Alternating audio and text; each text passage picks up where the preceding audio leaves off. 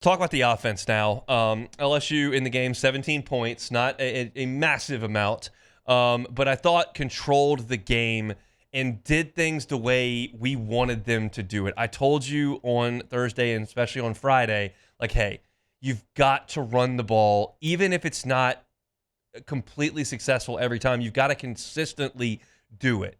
And LSU stuck to the run game the entire way. It was awesome to see. They ran the ball 31 times in this game, and it wasn't awesome. Like, Caden Durham had a 24-yard run on his first carry, the first play from scrimmage for LSU, and that wasn't blocked up very well. He had to slip a tackle in the backfield, and then he had to do it himself, basically. And then after that, there wasn't a whole lot of running lanes for him, but they stayed with it, and he ended up with 74 yards. They got Xavier Thomas involved, as we knew that they would. He had a couple of nice runs up in there. They got Juwan Johnson involved a little bit. Garrett Nussmeier kept it once and ran for 10 yards.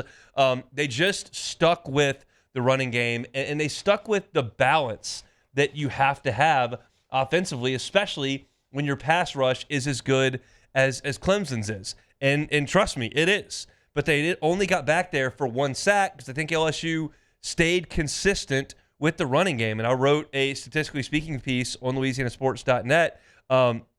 LSU attempted 40 passes in the game and ran it 31 times. And you look at first down play calls, they ran the ball 18 times and threw it 15 times on first down. It was just really, really good balance. And when Garrett Nussmeier was asked to throw the ball, he did so decisively and he did so effectively. He completed 74% of his throws in the game, 28 out of 38. They didn't have a lot down the field, but he just took what was there. And that's why LSU won time of possession significantly. They held the ball significantly. And look, Garrett's stat line looks different if they give you back the Berry and Brown catch, because that was from, 30-something yards, 31 yards out, I think it was. So if you give him that, that's 260 and 2 scores. That's a pretty solid day at the office. The thing that I noticed about Garrett in the game, the ball was never, ever, ever in harm's way.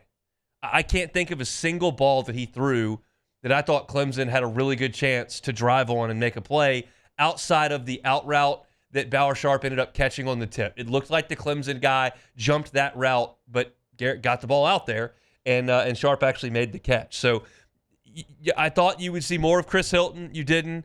I thought that LSU would hit a big play here or there. They didn't. But one thing that I did think that did happen was the usage of Trey'Dez Green. And here's the deal. We talked about this all August long. I could not have emphasized this anymore. You can't cover him. You can't. Avion Terrell is one of the best cover men in college football. He might be a first-round pick when it is his time. His brother was. He's their number one cover corner and has been for over a year. And they put him out there on Trey'Dez Green in the red zone, and Garrett Nussmeier just threw a lob, and he boxed out Terrell and made the catch. I mean, you're giving up in a lot of instances like 9 inches, 8 inches, plus the vertical leap. If y'all didn't see Jacques Doucet's pregame tweet of Trey'Dez Green in pregame warmups in a t-shirt flying through the air, nabbing a ball out of the sky, like, there is no defensive player that can do anything with that. I think he drew, was it 2 PIs? I think it was he at drew least 2 pass Yeah. interferences. One of the pass interferences set up the touchdown that Caden Durham ran in, and then he scored a touchdown. I don't know what a defensive coordinator is going to do in that instance. You got to double him, I think. I mean, that's the Calvin Johnson treatment. I don't know if that's necessary, but especially considering that LSU doesn't have an elite offensive line, you might need to play 9 on 10 on the inside and play 2 on Trey'Dez Green, because you're either going to get flagged for interference or he's going to go up there and catch it. I don't know what, it's just physics. He's 6'7" and can jump. And there's not going to be a lot of better corners that LSU sees in Avion Terrell. Clemson, to their credit, put their best guy on. They didn't just fire a linebacker over there. It didn't matter. He directly impacted both of LSU's touchdowns. 1, a pass interference that got him down there, and 2, the actual touchdown. I thought that was awesome from LSU. The thing that I didn't like was the sequence before the end of the half. This is something we addressed in the things that have gone wrong for LSU in openers. If you remember, in Orlando, they drove right down the field the first drive, then went for a 4th down and got no points. Then in Vegas last year against USC, they drove right down the field, got inside the 5, went for it on 4th down, didn't get any points. Right before the half, You're at the 12-yard line. There's 9 seconds or so to go, and you're out of timeouts because you called your last one. And at that point, you just have to look at this and go, okay, we're trying to get a touchdown, obviously. What's the best way to go about that? Well, probably to throw it in the end zone twice, and your odds of scoring, throwing to the end zone twice from the 12, are just not super high. And then on 4th down, the odds of you converting the first down, running the clock down to 7 or 8 seconds, spiking the ball, then having 6 or 7 seconds to maybe run one more play and then kick the field goal or just bring the field goal unit on. The odds of getting a touchdown there just aren't very good. This is not 4th and goal from the 6-inch line. You're outside the 10. It's just time to kick that field goal. And I understand. We talked about this last week. If you've got Jaden Daniels, Malik Neighbors, Brian Thomas, and that 2023 LSU defense, okay, let's go for the touchdown. I understand. You got to go score a touchdown because 3 points is essentially nothing in the track meet that you're going to be in with that defense and that offense. This is not that team. This LSU defense is awesome. And at that point, after a half of football, you should have had confidence in them. They had given up 7 points. It was 10 on the scoreboard because you fumbled and let them run down there and get a free field goal. But your defense had been stout. Kick the field goal. Make it 10-6. That's fine. I think Brian Kelly, now with that game in the rearview mirror in his back pocket, with Cade Klubnik and that offensive line and those wide receivers in that environment, for you to go out there and play defense and hold them to 10 points, everyone in that building's got to realize right now we've got a really good defense, and we need to take the field every Saturday with an understanding that defense is there, and you make decisions based on that. In this instance, you got to take the field goal attempt. That is nearly a surefire 3 points, and you need them. Points are very good. That was one thing I did not like. As far as the offensive line goes, they weren't great, but they did enough. Garrett Nussmeier is very, very adept at dealing with some free rushers. Got back there for the 1 sack, but he was only pressured 2 other times. Got rid of the ball when he needed to, other than the Helt sack. Got out of the pocket when he needed to. I thought the play where he rolled to his right and hit Kyle Parker to get down into the red zone was gorgeous. In the running game, wasn't phenomenal, but there was variation in it, and there was a little bit of push here and there, and you kept them honest with the amount of times that you ran it. I don't have high hopes for this LSU team being a top 3 rushing offense in the SEC. I don't have high hopes for this team being a top 15 rushing offense in college football.